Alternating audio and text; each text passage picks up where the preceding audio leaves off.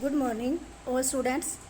आज हम आपकी +1 क्लास में पोल साइंस का आपका लेसन नंबर 7 करने जा रहे हैं, जिसका नाम है राष्ट्रवाद।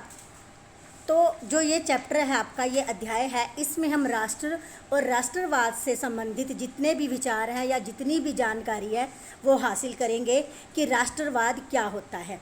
राष्ट्र और राष्ट्रवाद की जितनी अवधारणाएं या जो भी धारणाएं हैं हमें सीखने को मिलेंगी, समझने को मिलेंगी, हम वो इस चैप्टर में पढ़ेंगे। सबसे पहले आता है राष्ट्रवाद का परिचय। तो जो राष्ट्रवाद शब्द है वो हमारी समझ में आता है कि राष्ट्रवाद क्या है राष्ट्र।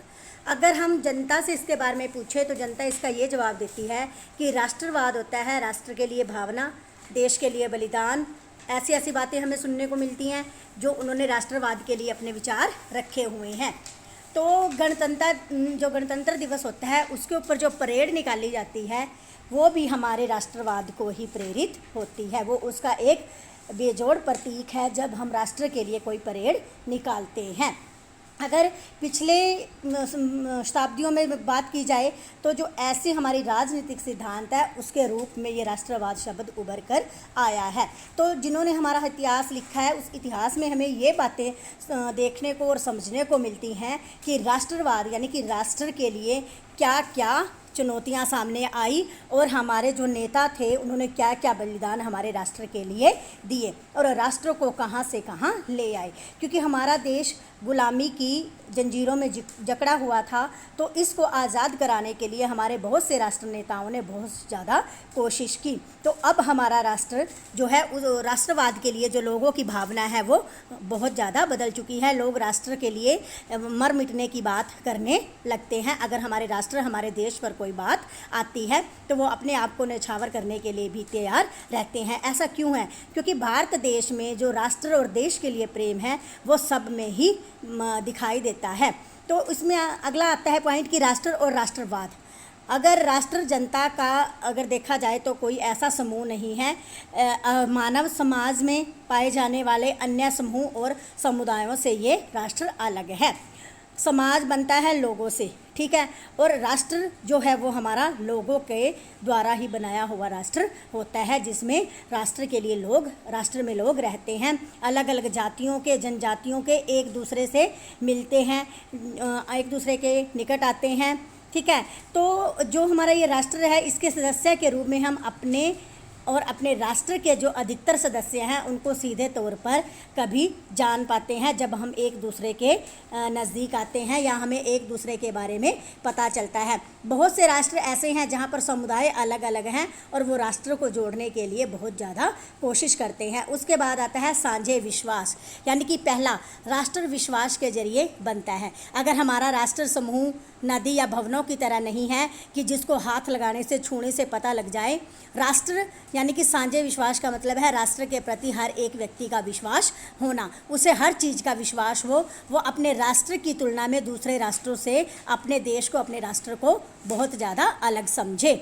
इसमें एक ऐसी टीम जो मिलजुल कर काम करती है, ऐसे सदस्य होते हैं जो एकजुट होकर काम करते हैं। उसके बाद आता है इतिहास, यानी कि जो लोग अपने को एक राष्ट्र मानते हैं उनके भीतर अपने बारे में बहुत सारी ऐतिहासिक पहचान की भावना होती है। वो अपने आप में एक ऐसी चीज़ को समेटे हुए हैं जो स्थायी रूप से उनकी पहचान कराता है। इसके लिए अगर हमारा पिछला इतिहास पढ़ा जाए तो उसमें राष्ट्र के प्रति हर एक व्यक्ति का अटूट विश्वास देखने को मिलता है। भू क्षेत्र तीसरा होता है, यानी कि भू क्षेत्र यानी कि भौगोलिक क्षेत्र जहाँ पर लोग एक दूसरे के साथ रहते हैं। भू क्षेत्र एक जगह पर रहने वाले लोगों की बात की जाए जहाँ पर उनकी सामूहिक पहचान हो कि ये लोग समूह में मिलकर राष्ट्र के लिए काम कर रहे हैं। साझे राजनीतिक आदर्श चौथा, यानी कि भू क्षेत्र और ऐतिहासिक पहचान लोगों में एक साथ होने को एक भाव पैदा करती है कि वो लोग एक जैसे हैं। उनमें राजनीति यानी कि राष्ट्र के लिए आदर्श भी एक जैसे हैं।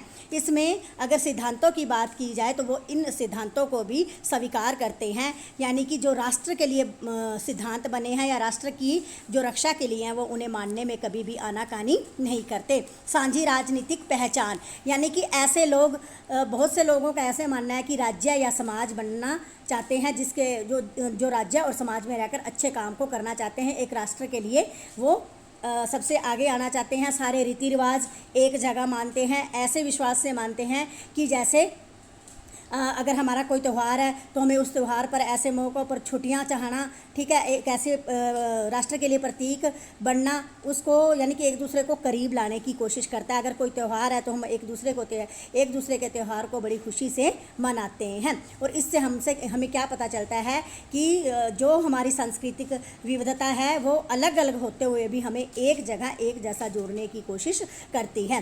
राष्ट्रीय आत्मनिर्णय यानी कि राष्ट्र के लिए कोई निर्णय लेना और उस निर्णय को पूरी अच्छी तरह से निभाना। देश के लिए अगर हम राष्ट्र के लिए कोई निर्णय ले रहे हैं तो उससे पीछे नहीं हटना।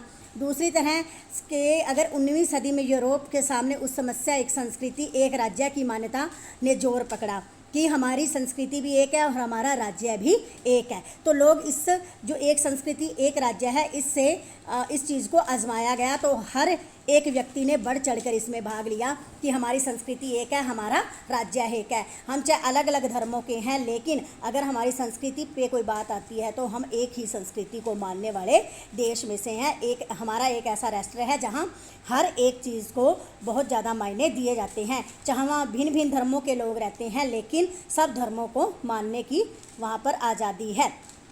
राष्ट्रवाद और बहुलवाद, एक संस्कृति एक राज्य, इसके विचार को त्यागने में अगर देखा जाए त्यागते हुए तो यह ज़रूरी हो जाता है कि ऐसे तरीक़ों के बारे में सोचा जाए जिसमें संस्कृति और समुदाय एक ही देश में फल फूल सकें। यानी कि जहाँ पर संस्कृति को भी उतना ही मान दिया जाए और उसके जितने भी समुदाय हैं वो सारे इसके बारे में सोचें। ये नहीं कि संस्कृति को पीछे छोड़ दिया जाए। ये नहीं कि अगर एक धर्म के लोग ज़्यादा हैं यानी कि उनकी संख्या ज़्यादा है तो वो दूसरे धर्म को ना माने या दूसरे धर्म वालों को वो नीचा दिखाने की कोशिश करें। अगर कुल मिलाकर राष्ट्रीय आत्मनिर्णय के अधिकारों को देखा जाए समझा जाए तो हमारी राष्ट्रीयता के लिए स्वतंत्र राज्य का अधिकार भी सम्मिलित होता है। राष्ट्रीय समूह यानी कि प्रत्येक राष्ट्रीय समूह को स्वतंत्रता प्रदान की जाती है और साथ में उसे यह भी कहा जाता है कि राज्यों के गठन के लिए उसे जहाँ तक हो जाए अपनी नीति को आगे लेकर जाना चाहिए। हम ऐसी दुनिया में रह रहे हैं जो समूहों की पहचान को मान्यता देने के लिए काफ़ी सचेत है। हमारे संघर्ष जो समूह की पहचान को मान्यता देने के लिए बल दे रहे हैं, हमारे राष्ट्रवाद की भाषा का इस्तेमाल कर रहे हैं, यानी कि हमारे एक ही राष्ट्र में हम एक ही भाषा को ज़्यादा महत्व देते हैं। तो इस बात को की ज़रूरत है कि राष्ट्रीय पहचान को उनके दावों की सत्यता यानी कि जितनी भी उनके दावों में सत्यापन है उसको स्वीकार करना, सत्या के साथ स्वीकार करना। तो इसका यह मतलब नहीं है कि हम राष्ट्रवाद की जो एक दलीय स्वरूप है या एक जातीय समूह है उनके लिए हम कोई भी ऐसी चीज़ करें। हमें भी उनके लिए भी हमें सहानुभूति दिखानी चाहिए, क्योंकि हम एक राष्ट्र में रहते हैं। एक राष्ट्र में रहने के बाद हमको सभी धर्मों का सभी जातियों का आदर सम्मान करना चाहिए, तभी हमें राष्ट्रवाद की भावना का सही अर्थों में पता चलेगा। तो बेटा ये लेसन था आपका राष्ट्रवाद, राष्ट्र के लिए, ठीक है। प्रेरित अब इसके क्वेश्चन आंसर भेजने हैं, राइट और लर्न दोनों ही करने हैं। धन्यवाद।